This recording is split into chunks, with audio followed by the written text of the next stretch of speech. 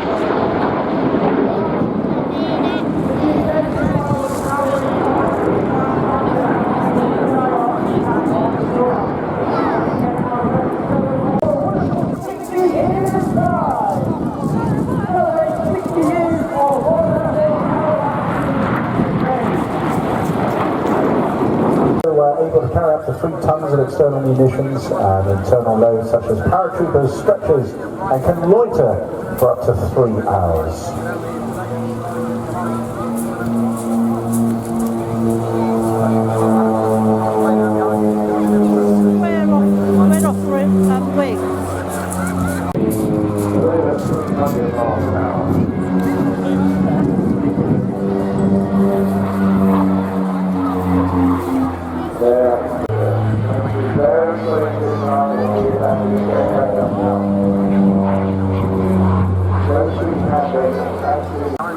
Tony, an avid and passionate aviation enthusiast, like so many, got his PPL on things like the Chipmunk at a very young age, now flying this, and an extraordinary manoeuvre, this fantastic topside pass, very high angle there, almost a parabolic manoeuvre.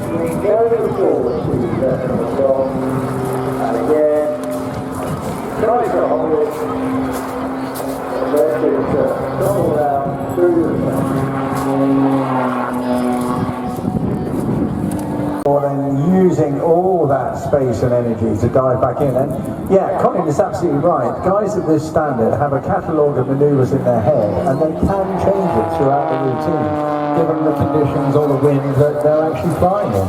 And it here now until it virtually goes into a hover. And if he had the jets, he'd put them on now, and he'd push himself up a little bit further, almost going gyroscopic there, but letting the aircraft literally fall through the sky, almost looking out of control.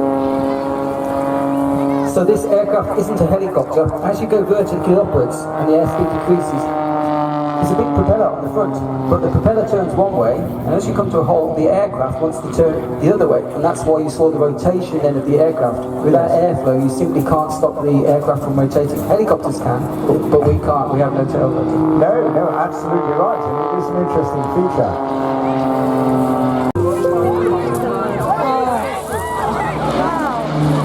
Ladies and gentlemen, please welcome from the Battle of Britain Memorial Prize, the mighty Lancaster.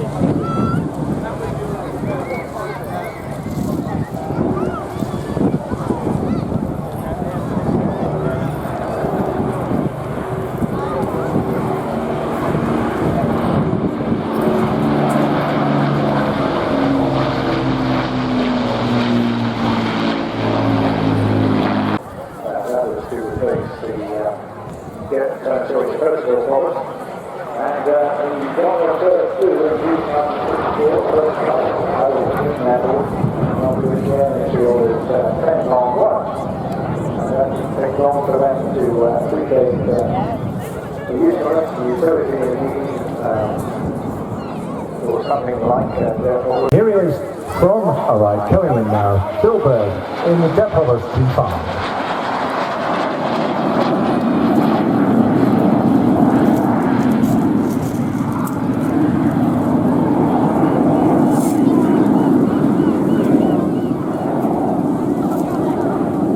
Very much therefore the stalwart of Royal Air Force flying training for many, many years. And this aircraft, you believe, this year is celebrating its 70th anniversary. And it's in immaculate condition, thanks to investment by a fellow called Jeff Bell.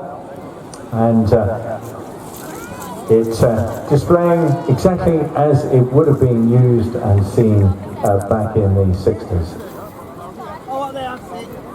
This is the aircraft they would move on to after flying and successfully completing the Mark III flying phase. The difference with this one being this is a Mark 5A, you may well have spotted that already, because of course it's got longer endurance, thanks to the tip tanks that are obviously seen on the edge of the wings there.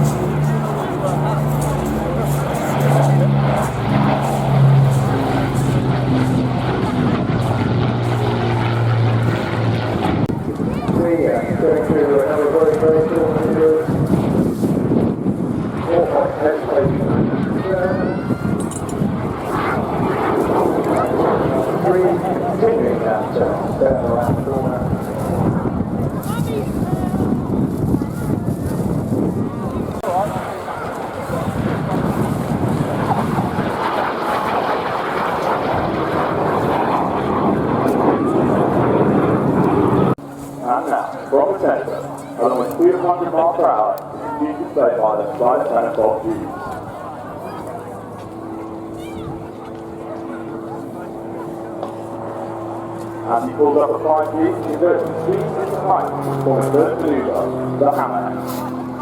Flight test used in Gordon Farm, South Wales, and started his flight career in Royal Air Force in 1989, flying DC-10 upright. Whilst not playing role as qualified flying instructor on 115 Royce, basic RAF Tutoring, or a training generator, Royal Air Force pilot, as well as instructing frontline pilots, qualified flying instructor. During his early career, Royce mastered 8,000 flying hours and 15 different aircraft types, which represents a full year in the air.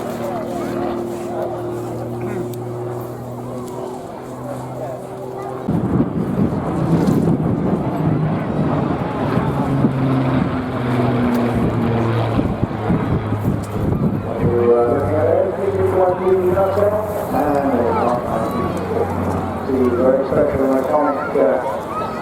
You'll hear a lot more about very straightforward first of all.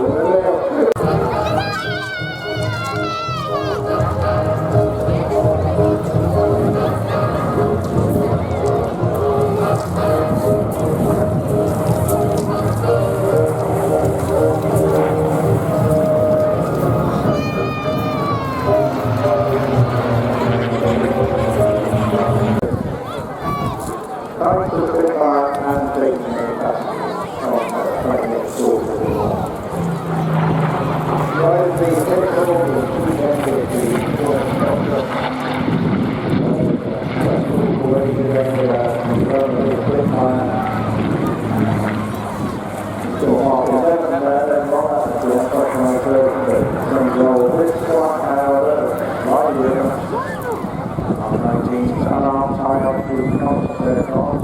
this one was probably about the 79 mark,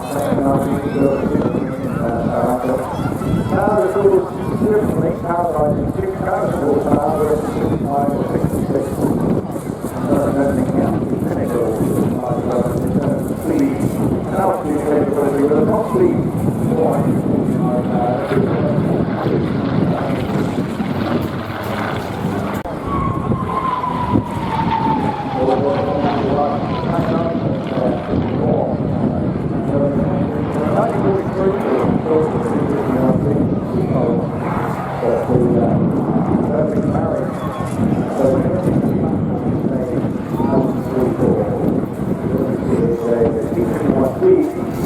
which originally had a double canopy and 6 canopies.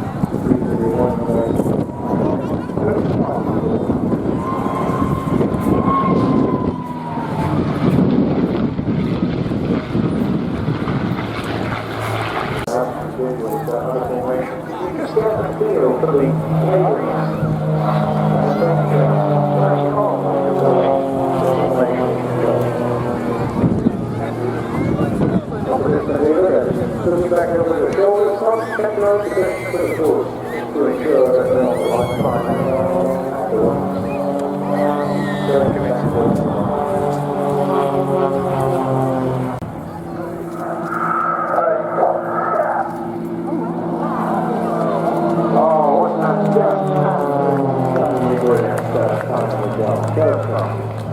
Aerodynamics already on this aircraft, a high degree of maneuverability and precise handling, making this extra NG a really fast aerodynamic aircraft.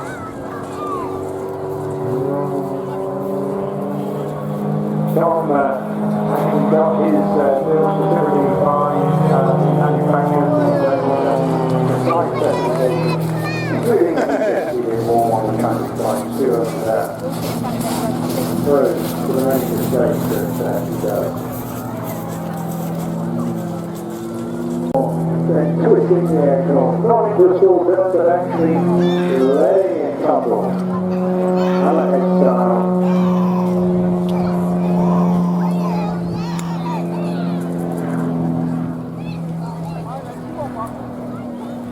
Again, once this thing goes out of control, I can assure you it certainly is. It's very safe and happy they're using up every opportunity, transferring all that downwards speed into extra energy for more aerobatic maneuvers on the upslope. Little smoke machine rumbling out there. And of course the smoke, all environmentally friendly as well. It's their partner last night didn't squeeze in the home. It's all, of course, the volunteers and helpers.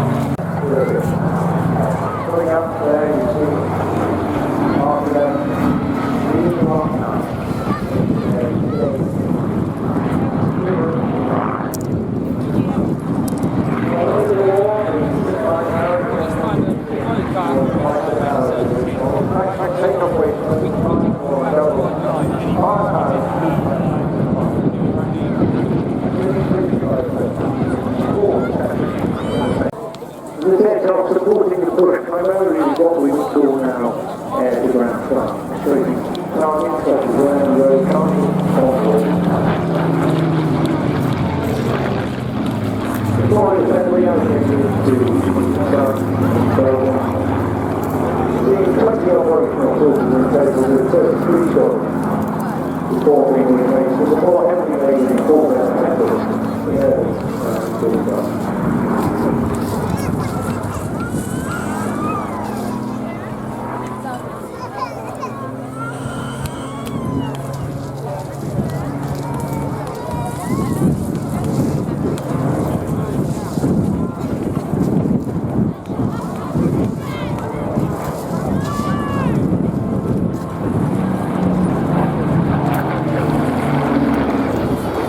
Draken.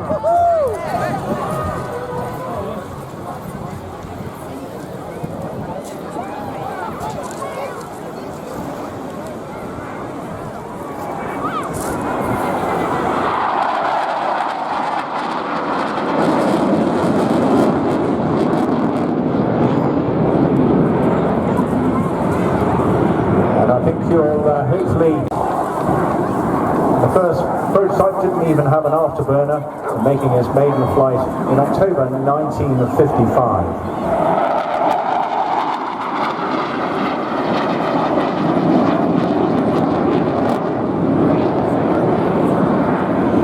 A total of 179 Draken superstores were reported, and very sadly many of those resulted in crashes and destruction of the aircraft.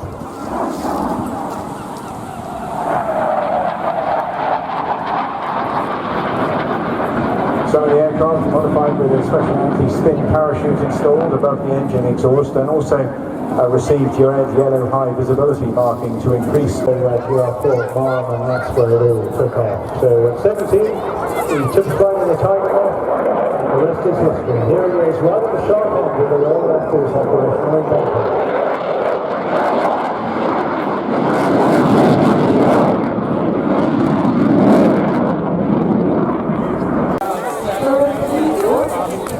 When it is, because we got German time telling you all literally 3 seconds to go, 3 rockets on the left-hand side of 600 miles an hour, it's turbo in high speed.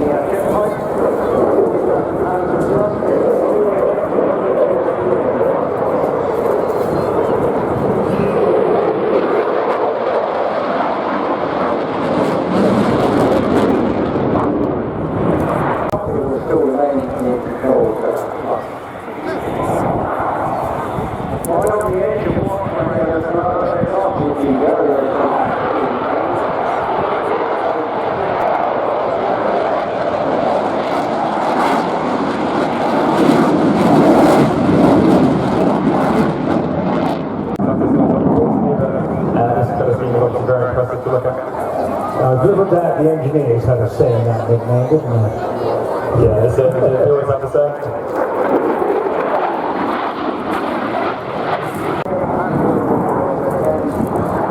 So it always feels much more intense standing on the ground.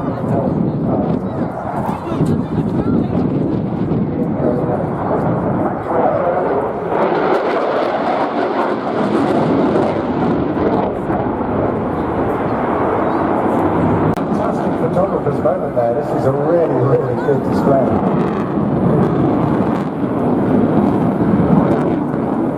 We're coming round for his finale now, which is something that I think you'd all love to. Have you been in the back seat during one of these practices? Not during a practice, but I have had the privilege of having to go in the back seat of the normal sortie. Yeah, that's been fantastic. Well, I reckon he's going to go full throttle now, pointed at us, and then just reach for the sky, because we have clearances in place to enable turbo, just to set this jet on his tail and say farewell Airbourne, see you tomorrow.